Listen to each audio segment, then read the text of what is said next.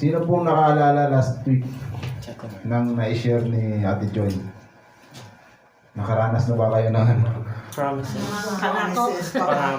Star. Ano sa inyo? Promises? Ano yung tumatak sa inyo doon bukod sa promises? Huwag mangako. Mangako na hindi mo kaya palang. Amen. Praise God. Nakikinig sila lahat. Amen.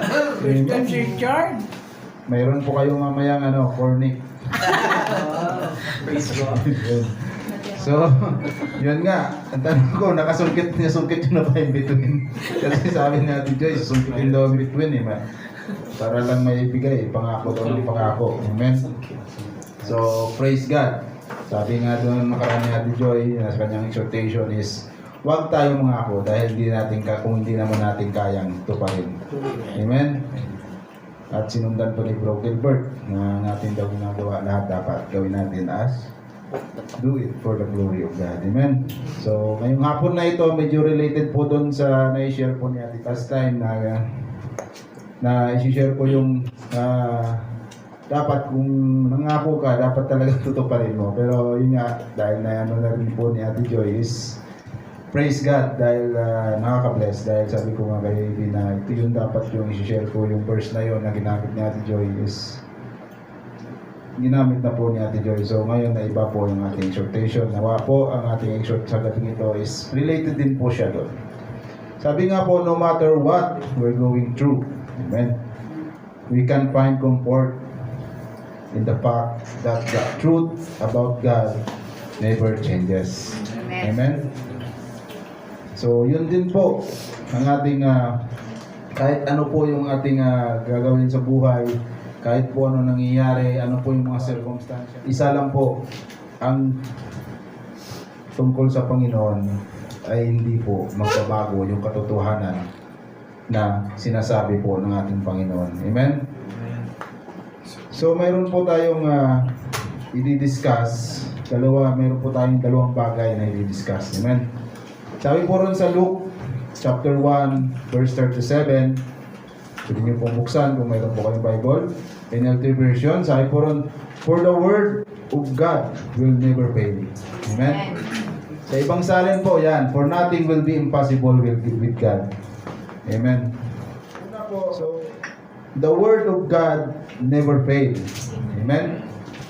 Kaya yun po, sabi nga nakaraan dyan, yung pangako, yung talagang yung pangako ng Panginoon na hindi po yan napapako. Amen?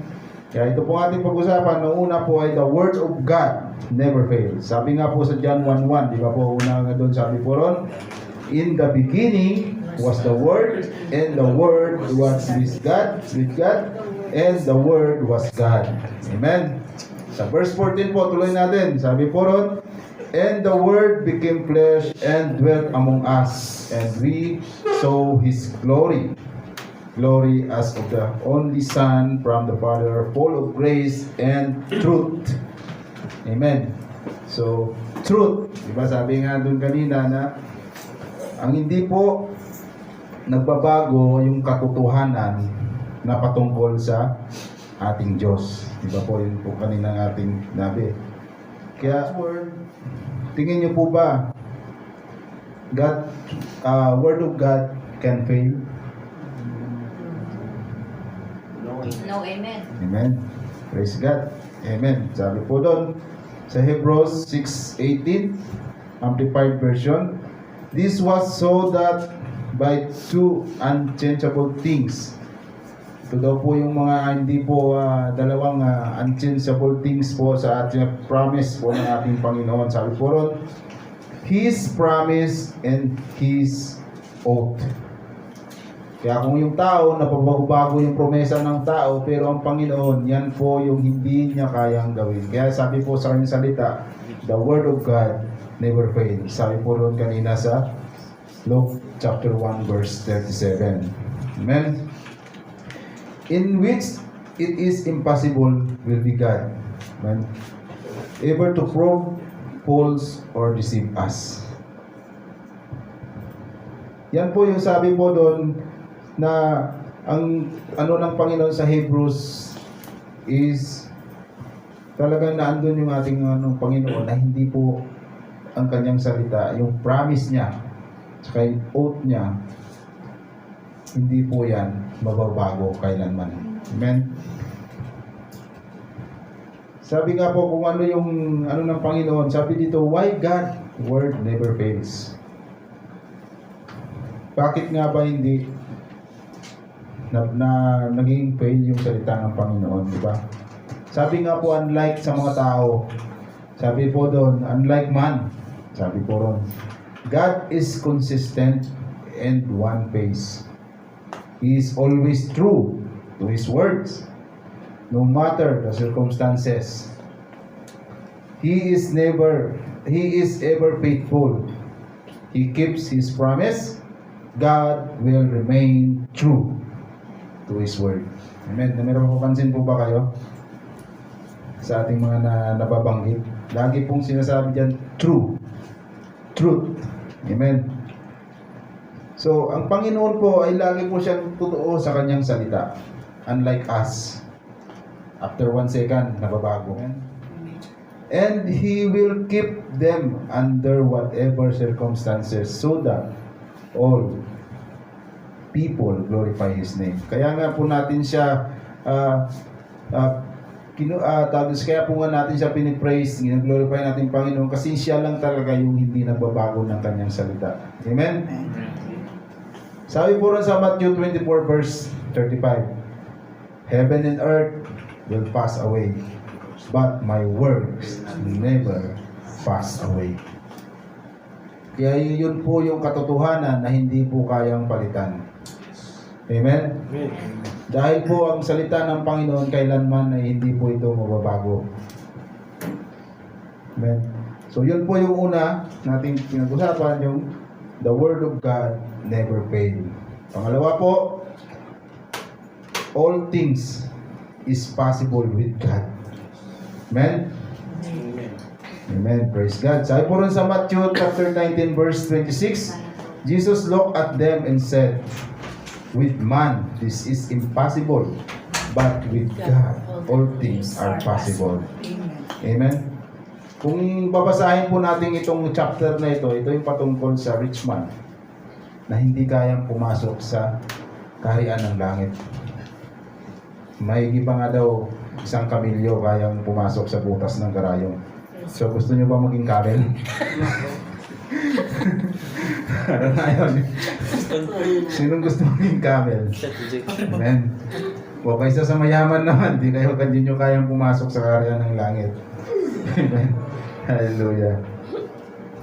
So, yun nga po, yung ibig sabihin po nito mga kapatid, as we face any circumstances, hindi po kaya ang ano ng Panginoon ay hindi po lahat ay posible sa ating Panginoon. Amen?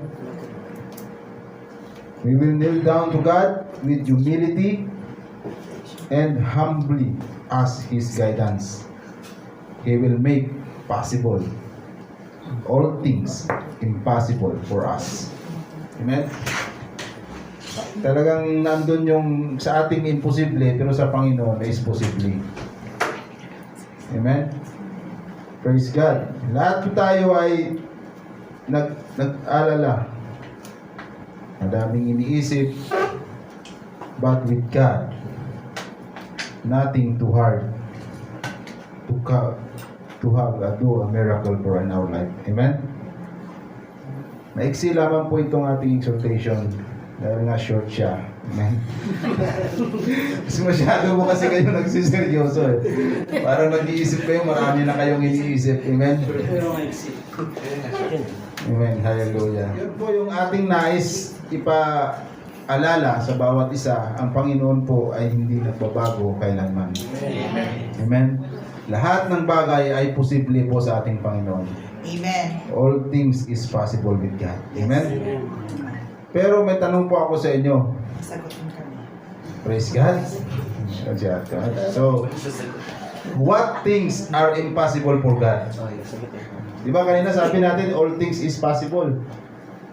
What? God's word never fails. So, what things are possible for God? Impossible pala. Sorry.